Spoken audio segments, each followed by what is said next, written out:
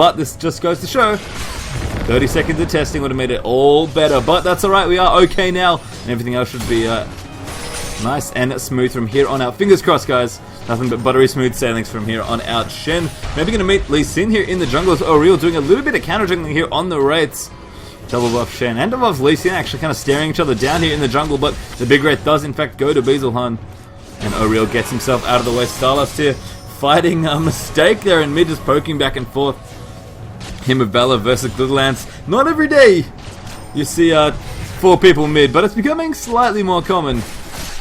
And both duo lanes are in fact mid for this game, which leaves us of course with 2 1v1 lanes. I did suspect that Cho'Gath maybe was looking for the 1v2. He's very, very good in a 1v2 situation, but as it is instead, it's actually just 2 different 1v1 lanes. Rise down the bottom up against Cho, and Kha'Zix up the top here against Aurelia, and looks like Cho's actually rotating himself in here.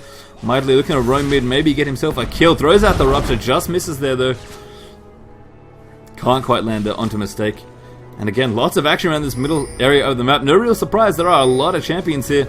And our Bezelhan around the side as well, going to try and come in. Could be problems here for GodJJ. No, great Arcane Shift. Gets himself out of the way of the Shadow Dash.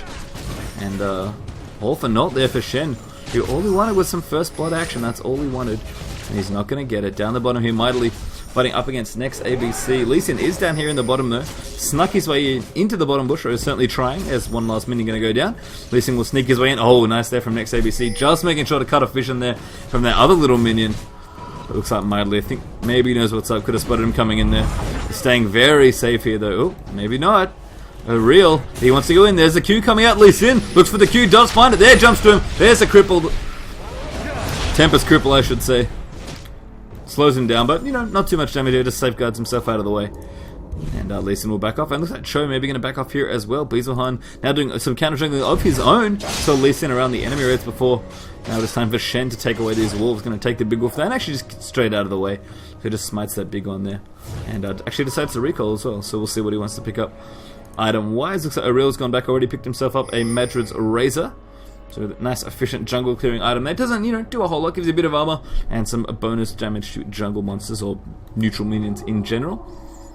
A couple of wards and some health potions in there as well. So see what Aurel gets up to with these particular items. Shen, on the other hand, actually gone back for almost the same items. Does not have any wards. There's 2 health potions, have Madrid's Razor and Boots of Speed, the difference there. So maybe going to help his ganks out a little bit more. I think in general Shen does want to try and get ganks from the jungle if he can. It hits him, gives him that very crucial level 6 so much faster if he's able to hit 6. And of course you get much more experience from getting kills or assisting. You do just farming the jungle creeps. And Shen is kind of slow at it as well. So definitely wants to try and get a gank off if he can. And Boots of Speed definitely help in that department.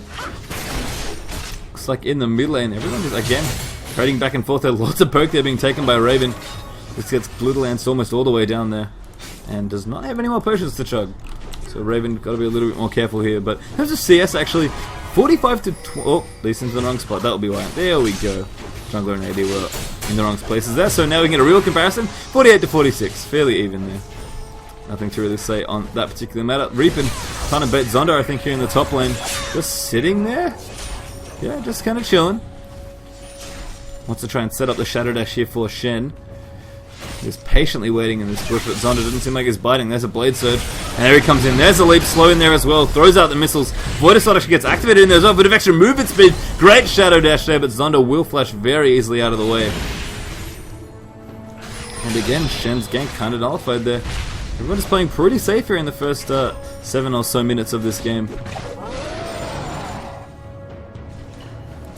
And Aurel's actually down the bottom right now, covering the lane for Ryze, who has gone back, got himself a Tear of the Goddess, and a Ruby Crystal, and some boots as well. And a potion and some health potions. In fact, he's got 6 different inventory slots filled. He's ready to go. Returning to lane now. Actually not doing too bad in the CS front either. 56 to 37. Actually fairly comfortably out-CSing mightily at this point in the bottom lane. Kind of an interesting lane for an AP champion to be. Especially for Ryze, doesn't really have any escapes, he's kind of slow. I mean, if his flash is down, he can't really do a whole lot to get out of a gank, apart from maybe Rune Prison them and cross his fingers, but he's doing okay here. I think letting Cho'Gath push in the lane and just try and farm it safely seems to be the plan here for next ABC. And it's working out so far. Again, comfortably ahead in CS. Lots of activity here around the blue buff though. As wards will go down, Shadow Dash comes up there from Shen, he tanks up the blue buff here, trying to take it out. There are wards here, but Reaper's come down as well. Everybody else is coming around. The blue buff does go to Reaper, I think, but then True Shot Barrage comes out as well. Fight will break out here. There's the Transcendent Blades from Aurelia. Blade Surger onto Reaper, slows him now with Equilibrium Strike. Reaper leaps a little bit further forward out of the way, but not quite all the way over. And Reaper's still taking damage there. Does flash out of the way. Shadow Dash comes out as well. Aurelia now taking a lot of damage. Will get first blooded there. And those missiles from Kha'Zix proved to be enough as SKT1 just managed to kite TPS as far as they possibly could. And poor little Lee Sin, he's a jungler. He always feels a little bit behind and did not have enough health there to live through that. Was bursted down there for the first blood. That would be a small advantage there going to SKT1 though. TPS will answer pretty nicely here with a red buff actually. That's going to go to God JJ. Rip it over the top again, throwing out the missiles. Has double buff now actually. So able to really spam out those missiles if he feels like it. And hey, you know he wants to. Certainly something the Kha'Zix seem to like to do. Other than that though, that's about all the action we've got here as we just tick over the 9-minute mark here in this game. First blood at about 8.5 minutes. Took a little while, but we got there eventually. And some aggressive buff taking there by both teams actually. Kind of started a lot of the action that happened. Back down the bottom, looks like it's just Farm City. Rise again, continuing to do well here. Next here we see now off on a little bit of an adventure. And he's actually found himself a blue buff that he wants to have. We'll go to Lee Sin though, so nice steal actually from TPS. Seems like a lot of these teams are really valuing some of these jungle buffs. We saw the blue buff starting the fight actually that got the first blood there. And then of course the red buff steal from TPS, and then quickly answered by a blue steal as well.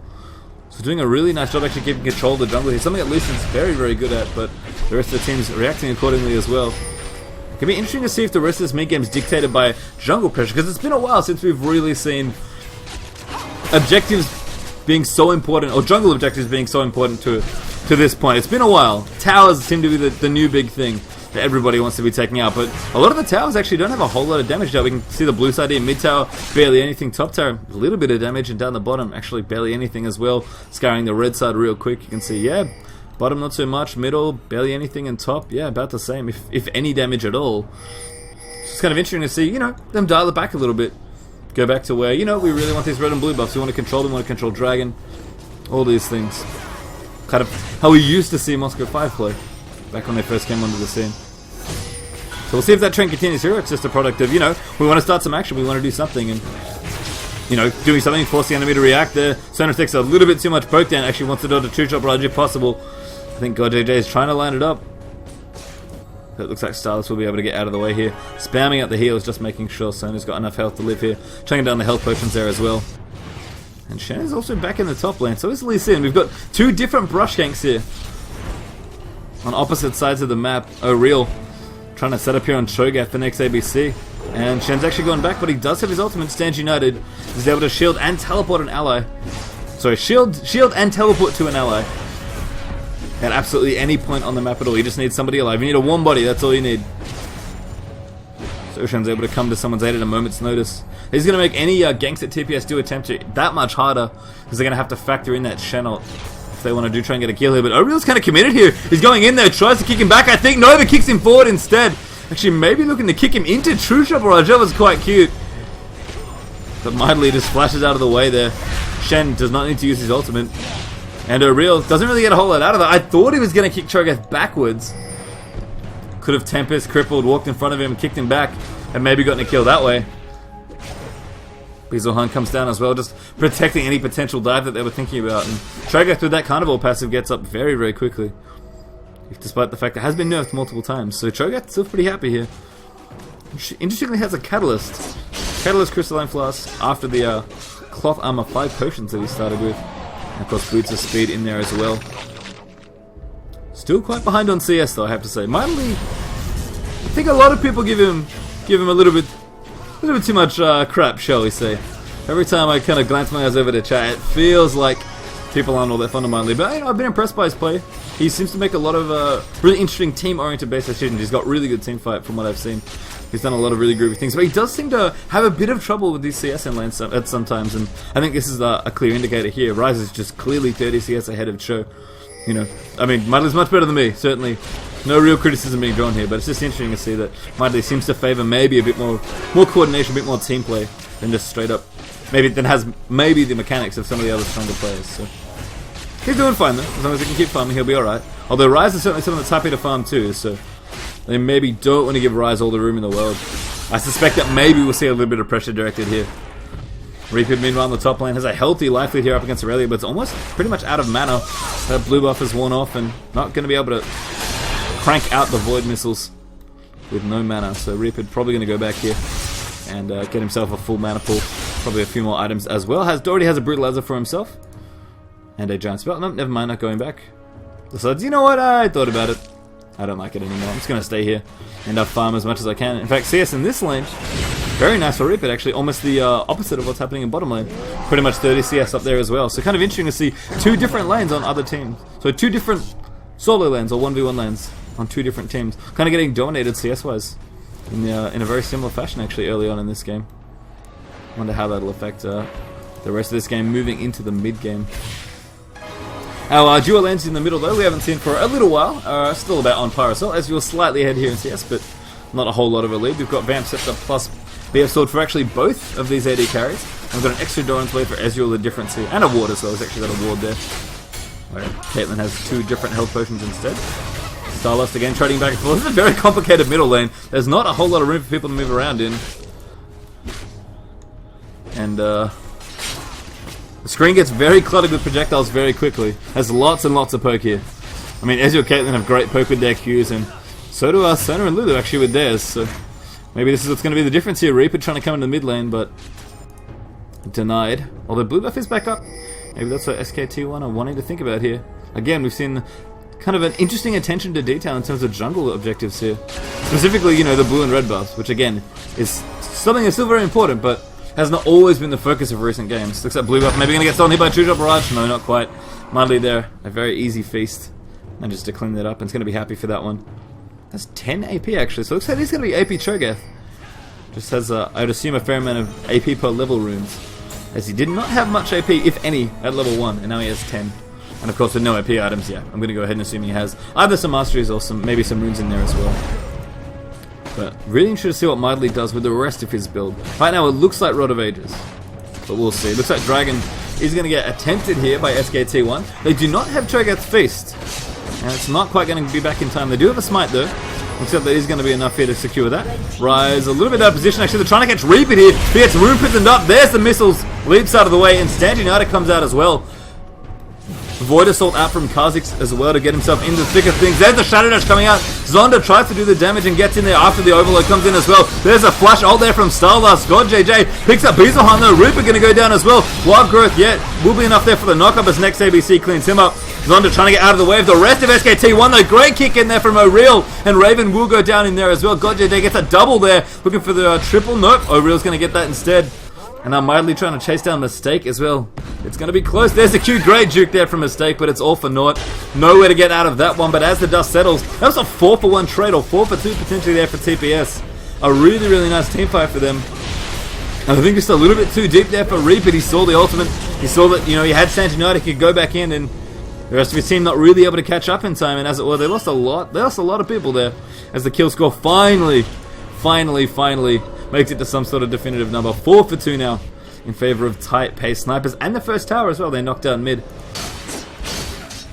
And in amongst all that as well, Bloodthirst is up for both AD carries. Now Rod of Ages has been completed for both Rise and Cho'Gath, although Rise does have a tier of the goddess extra, shall we say.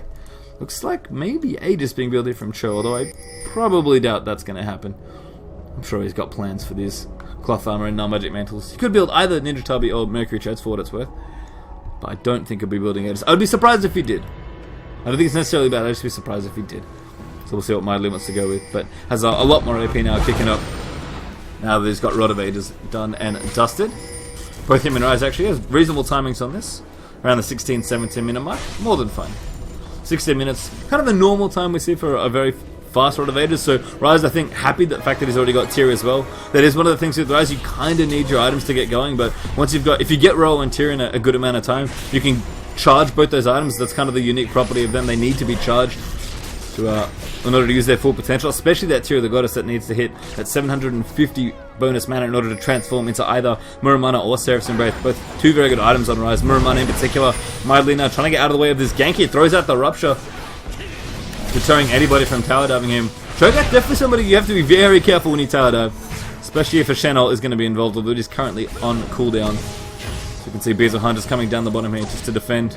Looks like mid is rotating in here as well, actually. So Raven and Starlast find their way here. Reaper going to walk back up towards top lane, fight back off Aurelia. And Ryze in the meantime is actually in the mid right now. They're just doing the farm that he can. But it looks like everybody else has already gone away. TPS started, you know what, we don't really want to fight you guys. We'll just go ahead and take our jungle. And it's going to be a red buff. I can only assume here for God JJ.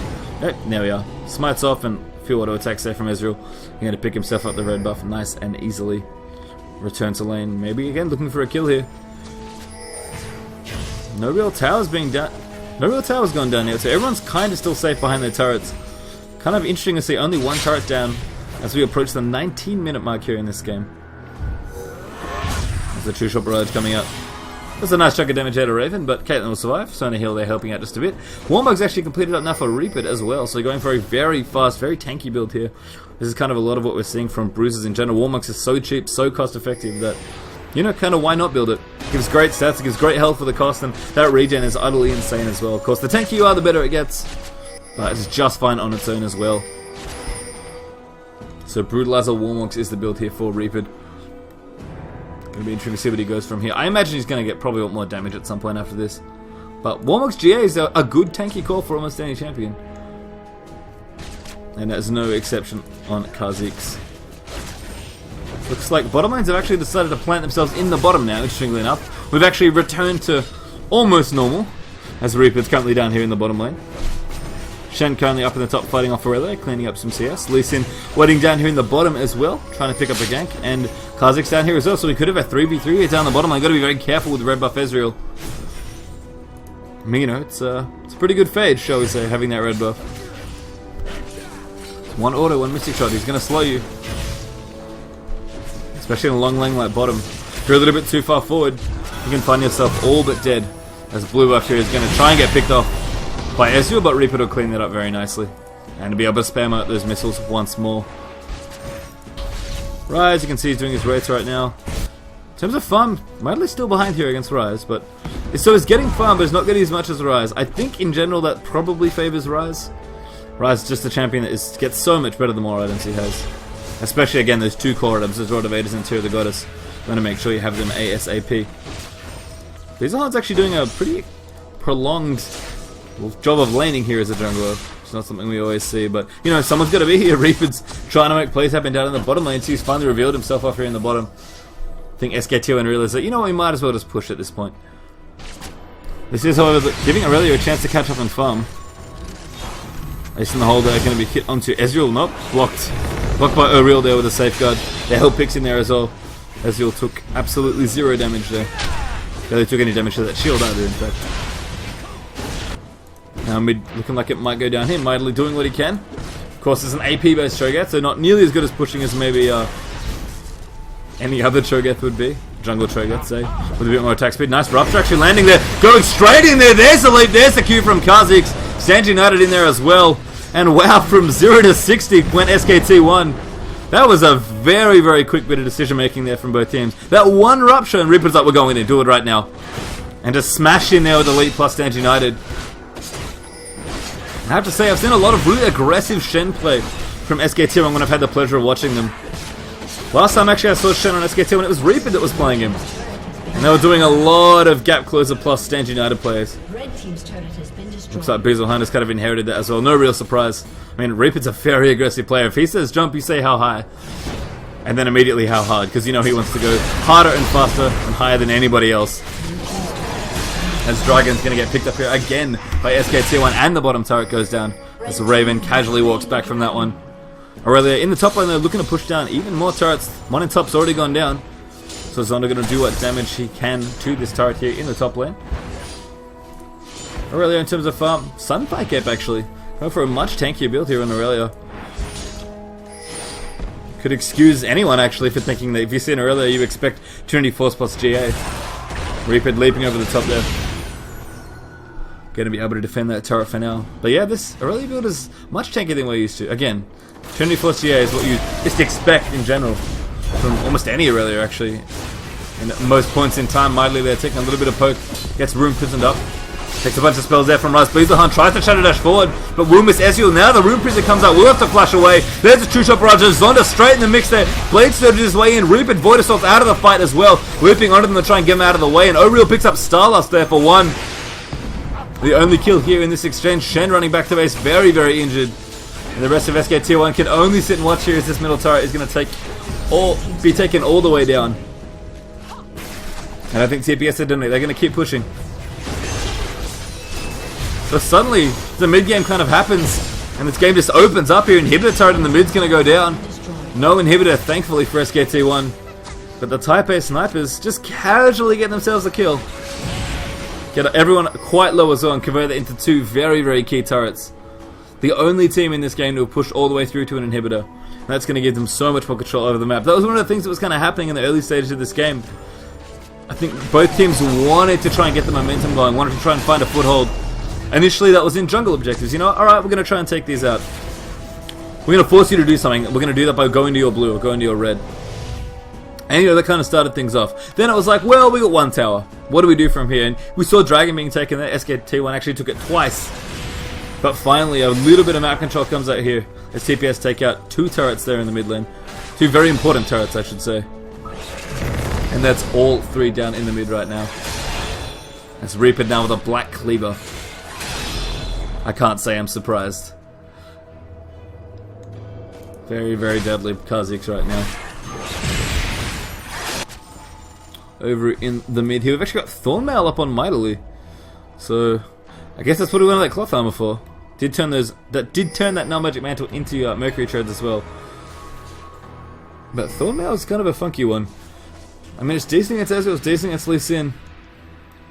I guess it's okay against Aurelia, although the true damage hurts a lot. So does the fact that he can start gives us so much regen. But probably not so much for Aurelia. And obviously not for Rise. But hey, you know what? Mildly thinks he's going to be a damage sponge for a lot of the right click damage. Why not have a Thornmail? Certainly what he doesn't want to do is just walk into the rest of the team. Shen here could be in a bit of trouble there, as the rest of TPS actually rotate all the way up into the top lane. They want to finish what Zonda started. Try and take out this turret. For the rest of SK2 when they are responding. There's the missiles coming out there. Looks like Flash Ult coming out as well. Buzahan wants to get in there with a Shadow Dash. But can't quite find Engage. Reaper actually in the backlands there trying to do the damage that he can. Zonda taking a little bit too much there, but Shen will take way too much. O'Real again assassinates Caitlyn in the back there. And that's 2 kills for nothing there for TPS. Mightily going to go down here as well. I think getting dropped very, very low there. There's the dive coming out under the turret. Rise does pick up the kill there onto Cho'Gath, sorry. As Mightily goes down in there as well. And Reaper also dropped there. That's 4 for 1. O'Real the only casualty there on the TPS side. So they got 1 kill, but getting the jungler is definitely worth it here in this point. And TPS, they're gonna keep pushing here. In fact, they could even get 2 inhibitors if they. In fact, with Ezreal here in the mid lane, that's exactly what they're gonna go for. God JJ gets the first one. Can they get more though? They're gonna get this turret. I don't know if they're gonna get anything else though. And looks like they don't even want it. They're just gonna leave it. Oh, please get that tower. Oh, that's awkward. I think the minions will do it. Come on, blue melee minion, do it. Well, no, not gonna happen. So that tower lives on 5 HP. Someone from TPS needed to blow on it a little bit more. But I mean, it's not gonna last for very long. Let's be serious here. All but dead. As TPS get themselves an inhibitor and almost that other inhibitor tower. TPS now open themselves up a nice little advantage here. Only 3,000 gold ahead. But they have got tons and tons of map control here in this game. And again, it's really important not to underestimate just how strong having map control is. There's just no real room for SK Telecom to really move around here. I mean, Baron is a very, very clear, very powerful objective you want to try and secure. Usually between the 25 and 30 minute mark. That's when a lot of teams start thinking about Baron. Seriously thinking about it too. And with the middle lane pushing in, with top lane pushing quite far as well. SKT1 aren't really going to be able to defend this Baron easily. They're going to ward it up though. Zonda actually going around the side there. They want to dive in onto Starlust. There goes actually Rune Prison now onto Mightily. And that's Sona all but dead there as God JJ picks that one up. And that's probably all TPS need to try and attempt this Baron. They spot the ward there in the back of that pink. They clear it out. And now they are onto Baron. Reaper coming up the side as well. Looks like the rest of TPS will actually disengage here. So don't want to get caught with their pants down around Baron. They realize how valuable it is. Realize I don't want to lose it. Just a matter of playing safe, playing intelligently. Just trying to use the advantage they've got. They already got 1 kill. Mistake with the oracles as well. Denying any vision that SKT1 have around this area. Gonna make it even harder for them to defend. You just never want to be in that position where you have to play the guessing game of are they here? Next ABC again. Even he, even Rise, for all his lack of auto attack power, could push this tower down pretty comfortably.